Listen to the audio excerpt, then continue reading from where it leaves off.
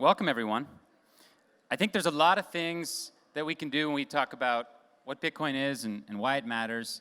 I wanted to focus on one specific area, and that is human rights and freedom. I am a human rights activist, and in my work, I've just seen how powerful money and currency can be as tools of repression, but also as tools of liberation. And one thing that I'm particularly concerned about is the rise of Big Brother, right? So Big Brother obviously was popularized by the writer George Orwell as this concept of basically a government scheme where the authorities could know, everything about you down to what you were thinking about, right? So in this presentation, we're going to be exploring a couple key questions. First of all, what is Big Brother? What is the global status of Big Brother around the world? How does it work? What is the functionality behind Big Brother? How can we fight it, assuming that everybody here is not cool with a 24/7 surveillance police state, no matter kind of what our political beliefs? We might not like the government to be spying on us at all times. We might not like Facebook or corporations to be spying on us at all times. But hopefully we can kind of agree that nonstop surveillance of our micro daily activity is not something we need in a free society. And then last but not least, can Bitcoin be an alternative? Can Bitcoin provide a financial system that protects us from the potential of Big Brother? So this is the kind of singular quote that we're all familiar with, right? Big Brother's watching you. And in Orwell's dystopian fiction, nothing was your own except the few cubic centimeters inside your head. So that may seem very nightmarish to you, but around the world, it's increasingly the reality for hundreds of millions of people. So I wanted to focus a little bit on the world's largest country and what's happening in China today. Not to pick on China, but merely to show what's happening in the world's most populous country. I mean, this is not an isolated scenario. This is a social engineering project and a surveillance project that's touching the lives of more than 1 billion people on our planet. And it's something that is very important to our understanding of why we need financial privacy. So when the Chinese government wanted to create Big Brother, the first thing that they wanted to do and that they needed to do was collect as much information as possible from the citizenry, right? So how do you do that? In today's day and age, you do it through social media. We are all very readily, unfortunately, willing to give up our privacy and our freedom for convenience, right? We all sign in to Facebook and Twitter and LinkedIn, and we divulge all this information to third parties. But what you may not realize is you're also doing the same thing with your credit cards and your banking. You basically sign up for these services and you read this massively long agreement that you sign when you sign up for a credit card. Like, none of us actually read the whole thing, but what you're actually signing away is quite a bit. And they divulge quite a bit, right? So when we talk about what is possible with social media, I think what's important to figure out is that the Chinese government has experimented with something called WeChat, which is now used by 1 billion people every day in China, and it's like everything that you could imagine on your phone combined into one, right? So it's like your Amazon shopping plus your Google Maps street search plus your Facebook to find out what your friends are doing, plus your banking, all in one app. So that may seem, really, really convenient, but it's also kind of terrifying. And it leads to a new kind of system called a social credit score. So just like in the United States, where we have a credit score, right? So we have this idea of we need to be financially, good citizens. We need to pay our debts back on time. We need to not have too much out on loan, right? And then we get a good score, we can get a good mortgage, and we can get a higher credit limit and things like that. What's happening in China is they're sucking up all of your sort of micro data and adding that to your credit score. So it's not just how responsible you are as a financial citizen, it's also who your friends are, what your ethnic makeup is, what your sexuality is, what your political affiliations are, and whether you've said anything against the government. So today in China, that's being experimented on and implemented across hundreds of millions of people so that their ability to buy things and to take out loans is directly tied to their patriotism and their loyalty to the Communist Party. And that's something that I don't think any of us want to see. So it leads to a situation where young people in China today face a dilemma, where they're kind of sitting there, and this is the words of a 23-year-old young woman in China today, and she says she doesn't know whether they're constructing a futurist society or a cage for themselves. I thought that was really chilling and very telling of the kind of transformation that's happening in China today. It's not something that I want for my family, my children, my neighborhood, my community. I don't want us to go down that road. So I think it's really important that we think of other ways beyond the WeChat way. And there's a lot more coming in China. This particular issue of debt shaming is being popularized in a very large city about the size of Los Angeles in China today, where when you walk around and you're on WeChat, like all of us are on Facebook and Twitter all day, they're all on WeChat, and actually when they're looking at the map, people who are debtors pop up on their screen, and you are like advised to stay away from them. Because if you go into contact with them and start trading messages with them, your credit score will go down, right? So you want to stay away from these like, the troublemakers, let's put it that way. And you could easily see that start to happen maybe in a place like America, but it's pretty crazy to think about that they're able to control your abilities in that way, that they're able to kind of provide these incentives and disincentives. Because in a lot of ways, that's much more powerful than, like outright bans. We're really getting into the era of sort of social engineering. So with regard to other advances in other technologies that are being rolled out, we have surveillance. So surveillance is being used in tandem with financial surveillance. So we have video surveillance. This is a photo of a Chinese police officer that was taken 1.5 years ago. The technology is a lot more advanced now. But basically, when she looks out at a crowd, she sees something kind of like this, where there's like basically tons of information popping up about everybody like in the public square, including any like possible political behaviors or problems you've caused for your government. So this is kind of like the road we're heading down. And I hope we can all agree that this is something that's not ideal for our humanity, for innovation, for living in a society where we don't have to be afraid, right? And this is not something that is just a problem for Chinese people, right, for people in China. This is a map of every single country in the world whose government has purchased Chinese surveillance technology. This was taken from the New York Times a few months ago. Look at all those countries in red. So we're talking not just Zimbabwe and Egypt and Niger and Bolivia and Venezuela and Mexico. We're talking Germany. We're talking, Spain, the United Kingdom. We're talking a lot of Western countries that have hired Chinese companies to build their future financial and telecommunications infrastructure. So this kind of like very detailed surveillance is coming to a city near you soon. So your financial and information privacy is something you should take very seriously. And even here in America, of course, we've seen the problem with centralized data, right? Centralized data is a problem. Whether we have problems with organizations like Facebook getting hacked or leaking our data, or whether we have issues with payment providers like Visa or Chase leaking all of our information, there are reasons to be concerned, and there are reasons for us to want a different way of doing things. And the manifesto of Big Brother today essentially is to capture your digital footprint, trace your daily microactivity, and steer you towards becoming loyal and patriotic, right? So this is what the world's largest country has done quite successfully, and it's what other governments are going to start to do around the world. But the less information we leave behind, the harder it is for Big Brother to work. If the Chinese government didn't have WeChat vacuuming up everybody's microactivity and who they're talking to and where they're going and what they like on social media, it'd be much, much harder for them to control the citizens, right? So what would be really great is if we could figure out a way to continue to innovate and to continue to transact with each other and to continue to advance, without building this massive digital footprint. So can we build a payment system that's not linked to an identity? That is the big question. And this is a very important topic for us to discuss because all cash, all money in the world is becoming electronic.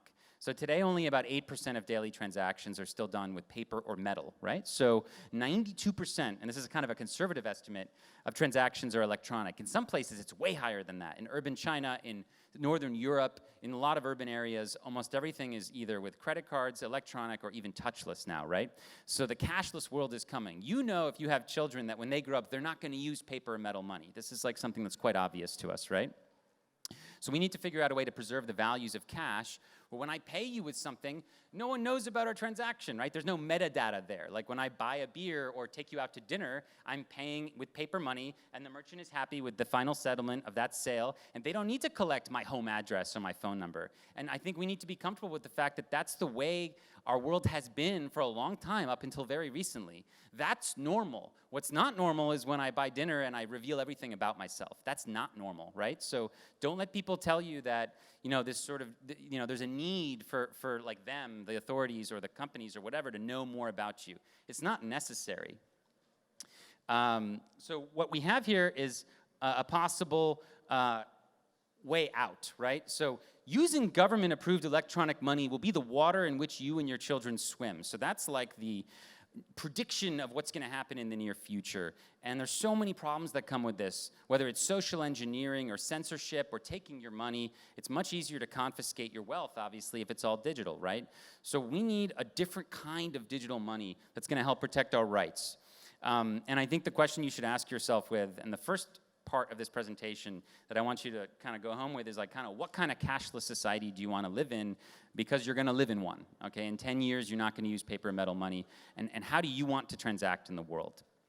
So there is, thankfully, another option, right? When we heard from Saifedean earlier today, we talked a little bit about the evolution of money and how harder money always sort of wins out, right? So what's happened is we've taken this upward path, right? From barter to shells to coins to gold to paper money, indicating the ownership of gold, to plastic cards, to mobile payments, to social media. We're on that track, which leads us to a surveillance state. But 10 years ago, someone invented something else. Someone invented Bitcoin. And I think the key part that I want to get through to you today that I respect so much about Bitcoin is that it's peer-to-peer, it's direct. So normally when you make a transaction or send someone a Venmo for a meal, or you buy something at a store, you make any sort of retail purchase, there's like at least 3 intermediaries between you and the person you're buying from when you're using electronic money, right? There's your bank, which comes off of your debit card or your credit card, or your Venmo account or your PayPal account. And then, that particular intermediary, whether it be Visa or Chase or Venmo, plus the merchant's bank, right? So there's all these opportunities for censorship, surveillance, and basically, opportunities for people to stop the payment arbitrarily, right? This is kind of the way we do things today, and it's not ideal. With Bitcoin, you can send a payment to somebody, and due to the way that it's designed, due to the decentralized architecture where nobody's in control, the processing is not done by a single authority, it's done by a global competition of people, so no one can single out a payment and censor it. It's unstoppable peer-to-peer money. And there's no one in the middle to collect all that data, right? So it's much, much harder to build a big digital footprint of you if you are transacting with Bitcoin as opposed to the existing financial system. So this was in the forward to Saifedean's book, but Nassim Nicholas Taleb of the Black Swan fame said that Bitcoin's mere existence gives us, the crowd, an insurance policy against an Orwellian future. And I think this is sort of what he meant, in as much as we now have an alternative. We now have an electronic alternative that is decentralized and allows us to operate and transact and communicate with each other without an intermediary. This is very important. So we are kind of at the dawn of this era. So a couple important points. Less than 1% of humans have ever used Bitcoin. So you here sitting today are at like the edge of something that's coming, right? There's going to be a big transformation. You've got an opportunity to learn more about it from all the amazing speakers here. Nearly 2 billion people today don't have a bank account or an official state ID. So there's huge countries like Nigeria or Philippines where you have 100 million people in Philippines or 200 million people in Nigeria, and only 20%, 30% of the people in those countries have bank accounts, right? So you got billions of people around the world who don't even have a bank account, right? And there's more than 4 billion people, unfortunately, around the world who live under authoritarianism in countries ranging from China to North Korea to Russia to Cuba, where the government is a small group of people or one person that controls everything. So in these countries, they don't really have a lot of financial freedom, and they're going to be very vulnerable to the Big Brother phenomenon that I've just described, a lot more vulnerable than us even in some cases. So to give you specific examples of that, with Bitcoin, if I'm transacting with you properly with Bitcoin, someone like Xi Jinping can't micro-track us, right? So if we're transacting with Bitcoin instead of the financial system, Vladimir Putin can't freeze our bank account. This is what Vladimir Putin does to people that he doesn't like. He freezes their bank account. Well, Alexei Navalny, the most popular opposition leader in Russia, a month ago had his bank account frozen. You know what? Putin can't stop his Bitcoin account, right?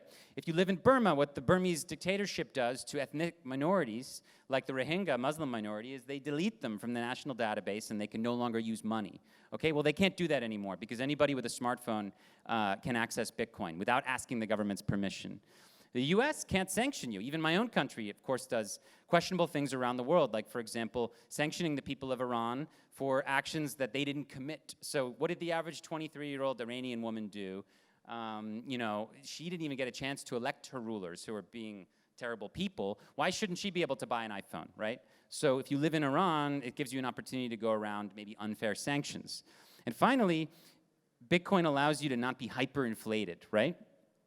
So we have this idea in Venezuela of what happens when the government prints money so fast that it just eliminates your savings. It vaporizes your savings. So in 2016, a cup of coffee cost 450 bolivars in Venezuela, right? In 2017, that same cup of coffee in Caracas cost you 4,500 bolivars. And in 2018, it cost you 1.4 million.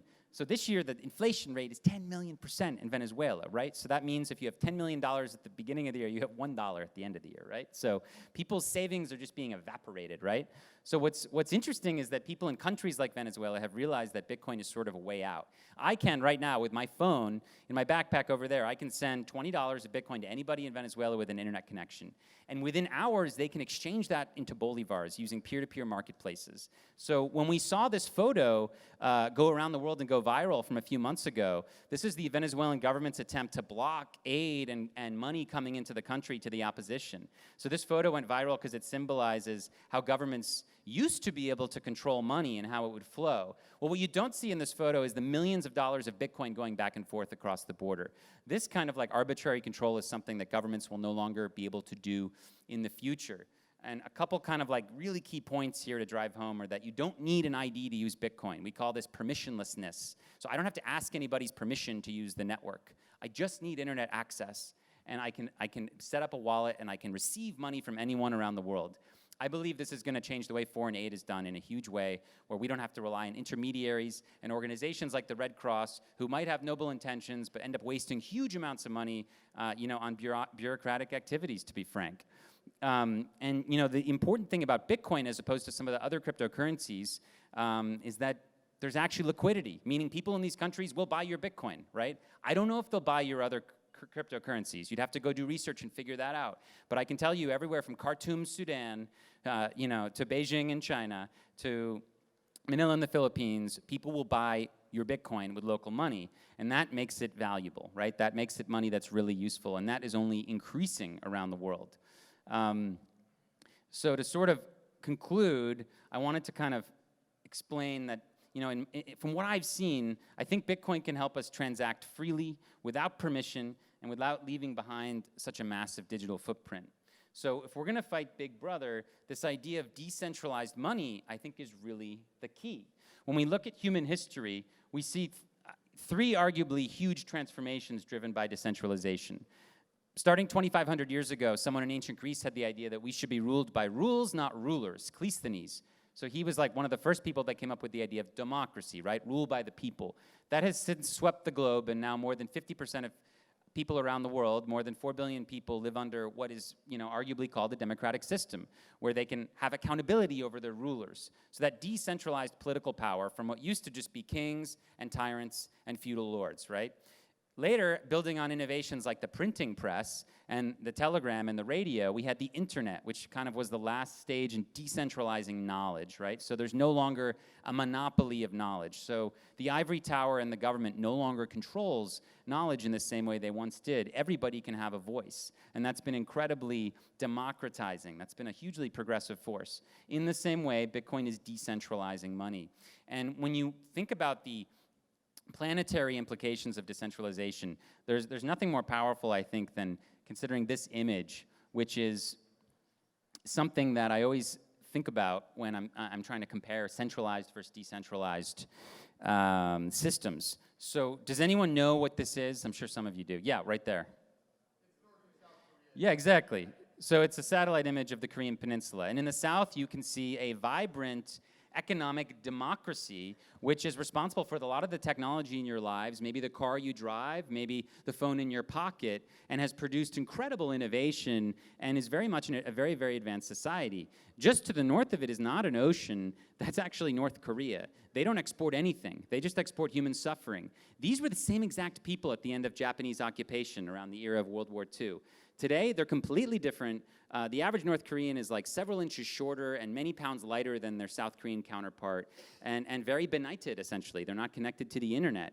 And that's because they live under a very centralized system, right? So if you needed more evidence to kind of show how important decentralization is, I think this is a pretty powerful one. And at the end of the day, you, the people, you have the power. So is the future of government tyranny or democracy? Is the future of knowledge state control of the internet or the open internet? Is the future of money WeChat or Bitcoin? That's up to you. Thank you so much for listening. Thank you.